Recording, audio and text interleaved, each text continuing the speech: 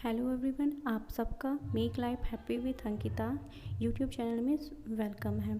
आज मैं आपको एक हेयर मास्क बताना चाहूँगी जिसमें मैंने 3 इंग्रेडिएंट लिए हैं जो कि आप सबके लिए बेस्ट होगा। ये 3 इंग्रेडिएंट हैं पालक, जिंजर और कोरिएंडर। ये इस तरह वेस्ट नहीं है, ये इस वे में वेस्ट है कि जिस कोरिएंडर के हम रूट पार्ट को या लीव्स लेने के बाद स्टेम पार्ट को वेस्ट समझते हैं, हम आज उनका यूज़ करेंगे। सेम यही बात आपके स्पिनच यानी पालक में भी लागू होती है। जो पालक का नीचे का पार्ट होता है जिसे लोग डिस्कार्ड कर देते हैं वेस्ट समझ के कि इसकी पत्तियाँ अच्छी नहीं हैं, उन पत्तियों को हम सेलेक्ट करके या निकाल के चुन करके यूज़ करेंगे। जिंजर में भी यही है कि जिंजर जो हम चाय में या किसी भी फूड रेसिपी में यूज़ करते हैं तो उसे हम पील कर लेते हैं, यानी इसका छिलका उतार लेते हैं। तो उन छिलकों का मैं आज इस होम रेमेडी से मैं यूज़ करूँगी। आप देख सकते हैं कि मैंने पालक को धो लिया। ये पालक 2 से 3 बार धुले हुए हैं और जिंजर भी धुला हुआ है और आपका कोरिएंडर स्टेम भी धुले हुए हैं। अब मैं इन्हें अच्छे से चॉप कर लूँगी, फाइनली चॉप करूँगी। आपके पास अगर मिक्सर है या आपके पास ब्लेंडर है या फिर आपके पास सिलबट्टा है तो आप प्लीज़ इसे एक पेस्ट के फॉर्म में बना के इसका जूस निकाल लें। आप पेस्ट भी अपने सिर पर अप्लाई कर सकते हैं, बट पेस्ट में क्या है कि एक्सेस वाटर यानी अधिक से अधिक पानी जाता है उसको सिर से निकालने पे, और छोटे छोटे पार्टिकल्स जो रहते हैं वो आपके बालों से चिपक जाते हैं। फिर आपको सुलझाने में आपके बाल टूटने लगते हैं, उलझ जाते हैं, फ्रीजी हो जाते हैं और टूटने लगते हैं। इसलिए मैं इसमें सिर्फ इसके जूस का यानी एक्सट्रैक्ट का ही यूज़ करूँगी जो कि लिक्विड फॉर्म में रहेगा।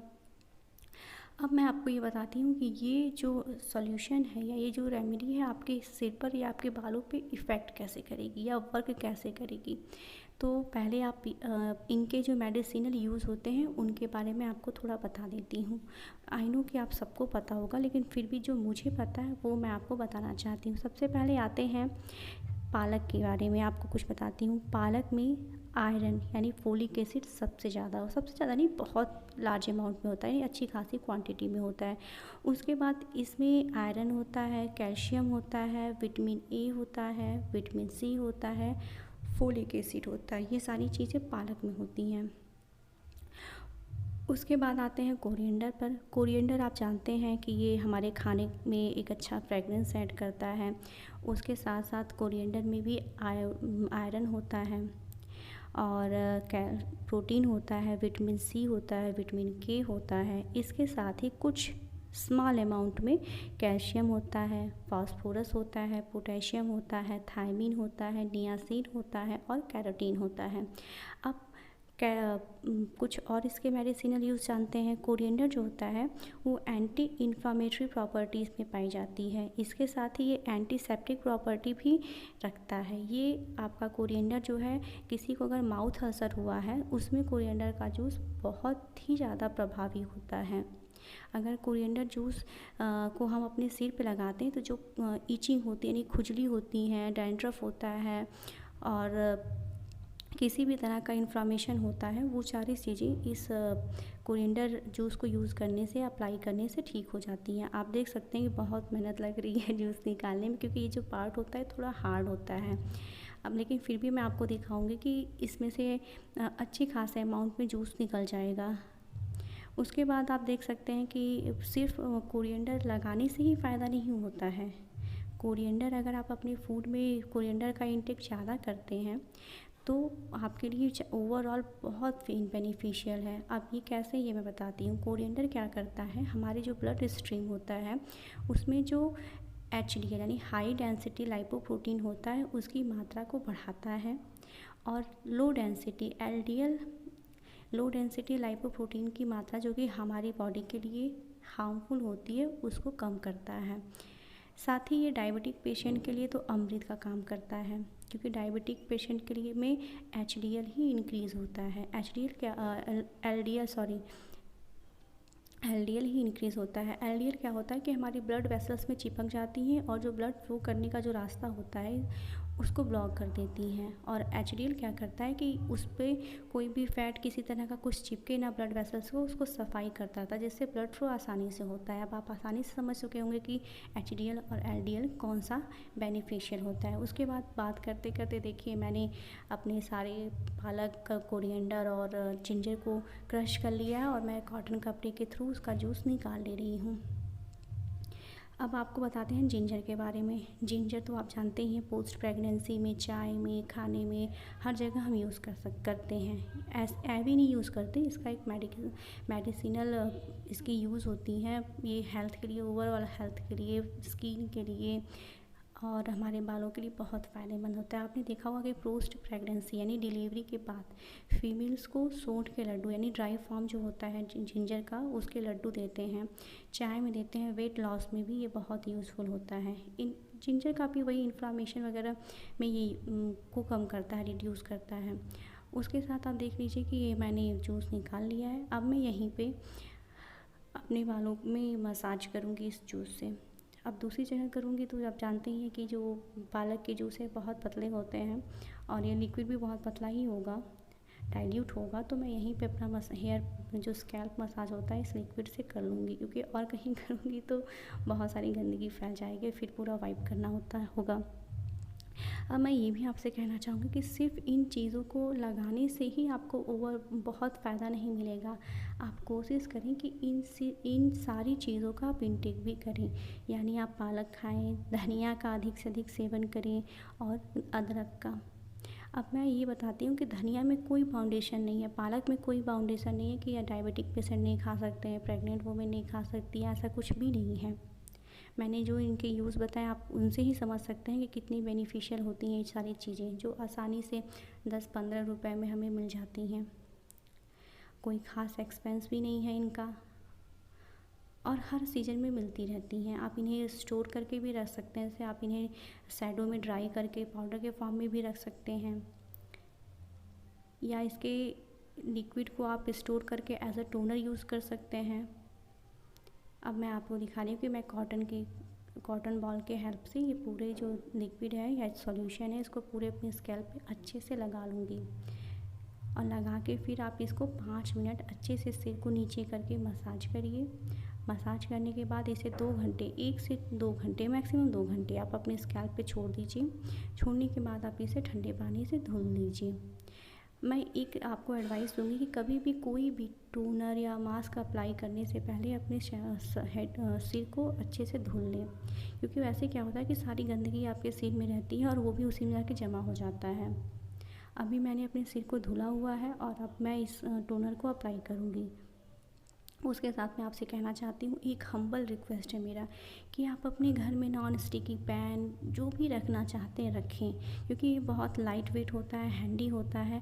पर मैं आपसे एक रिक्वेस्ट यही करूँगी कि आप अपने घर में एक लोहे का आयरन की कढ़ाई या आयरन के बर्तन या तांबे के बर्तन ज़रूर रखें, क्योंकि नॉन स्टिकी पैन मैं समझ सकती हूँ कि आज जो कंडीशन चल रही है हर कोई वर्किंग है, किसी के पास समय नहीं है, पर हेल्थ सबको चाहिए होगी। अच्छा हेल्थ सबको चाहिए होगा, चाहे वो वर्किंग हो, चाहे होम मेकर हो या फार्मर हो या कोई भी हो, कोई भी ह्यूमन बीइंग हो, उसे अच्छा हेल्थ सबको रिक्वायर है। अब मैं आपको बता रही हूँ कि मैं आपको क्यों मना कर रही हूँ कि आप स्टेनलेस स्टील या कोटेड जो आती हैं वो सारी जो पैन है या वेसल्स हैं उनको यूज़ ना करें, क्योंकि ये जो होती हैं ये लाइट वेट तो होती हैं, हैंडी भी होती हैं, पर ये PTFE या एंड PFOA कोटेड होती हैं, जो कि आप हीट पे यानी बहुत देर तक आप बर्नर पे आपने रखा है, फ्लेम पे रखा है, तो ये क्या करती हैं कि टॉक्सिक फ्यूम्स रिलीज़ करती हैं, जो हेल्थ के लिए अच्छा नहीं माना जाता है। इसकी तुलना में अगर आप आयरन के वेसल्स में या कढ़ाई में आप खाना बनाते हैं या आयरन के बर्तन का यूज़ करते हैं, तो ये क्या करती है कि ये इसमें क्या होता है कि जो आयरन होता है वो उस सब्ज़ी के साथ उस सब्ज़ी में रिलीज़ होता है, या उस कोई भी रेसिपी बना रही हैं उसमें रिलीज़ होता है। और हम ये जानते हैं कि हमारे इंडिया में या मोस्ट ऑफ कंट्रीज़ में जो भी फीमेल्स होती हैं वो मेजॉरिटी में वो फीमेल्स ही एनीमिक पाई जाती हैं। उसका भी रीज़न है कि आप मेंस्ट्रुअल में हमारे आयरन लॉस होता है, प्रेगनेंसी के बाद जब डिलीवरी टाइम में लॉस होता है, तो ये तो आप समझ ही सकते हैं कि एनीमिक होने का रीज़न क्या है। और ऊपर से हमें चाट, पकौड़े, गोलगप्पे बहुत पसंद हैं। और मैं ये भी समझ सकती हूँ कि अगर आप आयरन की कढ़ाई क्यों नहीं रखना चाहते हैं, क्योंकि आपको लगता है कि इसका मेंटेनेंस बहुत हार्ड वर्क करना पड़ेगा, कढ़ाई बहुत जल्दी गंदी हो जाती है, जल जाती है, इसको कैसे साफ़ करेंगे। जबकि नॉन स्टिक के पैन में तो आप सब्जियाँ चिपकती भी नहीं हैं और आप आसानी से बना के उसे साफ़ भी कर सकते हैं, बहुत मेहनत नहीं लगता, हाथ में गंदगी नहीं आती। तो ऐसा कुछ नहीं है, आप जब सब्ज़ी बनाएं उसको खाली करें, सब्ज़ी को किसी दूसरे बर्तन में रख लें, उसी कढ़ाई को आप नींबू से या आम से या अचार का जो गुठली होता है, किसी भी तरह की खटाई से आप उसे एक बार रब कर दें। रब करने के बाद आप उसे जब साफ़ धुलेंगे तो आप देखेंगे वो अपने आप साफ़ हो जाएगा। फिर आपको जो ये आप फोलिक एसिड के टैबलेट या किसी तरह का सप्लीमेंट ले रहे हैं, उससे कई गुना ज़्यादा इस तरह से आप अगर लें, नेचुरल वे में लें, हमारे स्मॉल इंटेस्टाइन, लार्ज इंटेस्टाइन को उस पर वर्क करने दीजिए, उसे एब्जॉर्ब करने दीजिए, तो सबसे अच्छा वे है। अब मैंने आपको दिखा दिया कि मैंने अपने सारे सिर पे इस सीरम को या इस जूस को अप्लाई कर लिया है। मैं मसाज कर रही हूँ। मसाज करते समय आप ध्यान दें कि आप नाखून से खरोच नहीं मारें अपने स्कैल्प को, फिंगर टिप की मदद से आप अच्छे से रब करें। रब करने से क्या होता है कि आपके सिर पे ब्लड सर्कुलेशन अच्छे से इंक्रीज़ होता है, और जब ब्लड सर्कुलेशन इंक्रीज़ होता है तो हमारे हेयर फॉलिकल की स्टिमुलेट होते हैं और वो रीग्रोथ होती है, रीग्रोथ भी होती है, और जो बाल हैं उनकी भी ग्रोथ होती है और उनमें एक तरह से शाइनिंग, जान आ जाती है, चमक, वो स्ट्रांग हो जाते हैं और उनकी लेंथ भी इंक्रीज़ होती है। आप इस सीरम को पूरे सिर से लेके आपकी हेयर ग्रोथ तक अप्लाई करें। अब मैं आपको दिखा रही हूँ कि मैंने उसी पालक, आप देख सकते हैं पालक के डंठल दिख भी रहे हैं, उसी पालक की सब्जी भी बनाई है। और मैंने रीज़न आपको बता दिया है कि सिर्फ लगाने से आपके जो बाहर के बाल हैं वो स्मूथ हो सकते हैं, शाइनिंग उसमें आ सकती है, बट वो स्ट्रांग भी हो सकते हैं, लेकिन वो उनकी ग्रोथ इतनी तेज़ी से प्रमोट नहीं होगी जब तक आप आयरन को अपनी बॉडी में भी उसका इंटेक नहीं कर रहे हैं। इस सब्ज़ी में मैंने ज़्यादा तामझाम नहीं किया है, सिर्फ आलू, एक घर की होममेड बड़ी और लहसुन प्याज से मैंने इसमें तड़का दिया है, आप देख सकते हैं। और ये सब्ज़ी बहुत आसान होती है, 2 मिनट में बन जाती है। 2 मिनट इन द सेंस मैं आपसे इसलिए कह रही हूँ क्योंकि अगर आपने आलू को थोड़ा पका लिया है, आप पालक डालिए, पालक को ओवर कुक नहीं करिए कि पालक एकदम उसी में ख़त्म कर दें, गला के ख़त्म कर दें, नहीं। आपको सिर्फ 5 मिनट देने हैं आलू फ्राई करने के बाद, और मैक्सिमम 7 से 8 मिनट में आपकी टेस्टी आलू पालक की सब्ज़ी रेडी हो जाती है। और आप देखेंगे, खुद देखेंगे कि जब आप सब्ज़ी बनाते हैं तो जो कढ़ाई होती है वो, उससे जो आयरन रिलीज़ होता है वो सब्ज़ी में आ जाता है और सब्ज़ी का कलर चेंज हो जाता है। तो कितना अच्छा है, आप खाओ भी, लगाओ भी, आपका चेहरा भी दमकेगा, आपका आयरन जो हमारा 11 से 14 ग्राम पर DL होता है नॉर्मल यूनिट, वो भी बैलेंस हो जाएगा।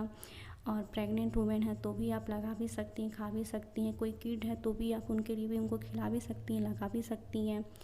तो इस तरह से आप अगर करें तो आपके घर का कोई भी इंग्रेडिएंट वेस्ट नहीं है। और इस कढ़ाई को आप देख सकते हैं, कोई मेंटेनेंस की ज़रूरत नहीं पड़ती है।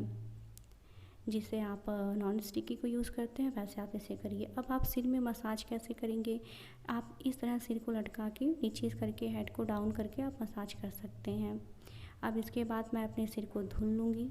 बहुत ज़्यादा मैंने मास्क तो, जैसा कि आप देख सकते हैं मैंने अपने बालों को धुल लिया है और ये मेरे बाल हैं धुलने के बाद, और ये कितनी सिल्की आसानी है आप देख सकते हैं। मेरा वीडियो देखने के लिए आप सबको धन्यवाद।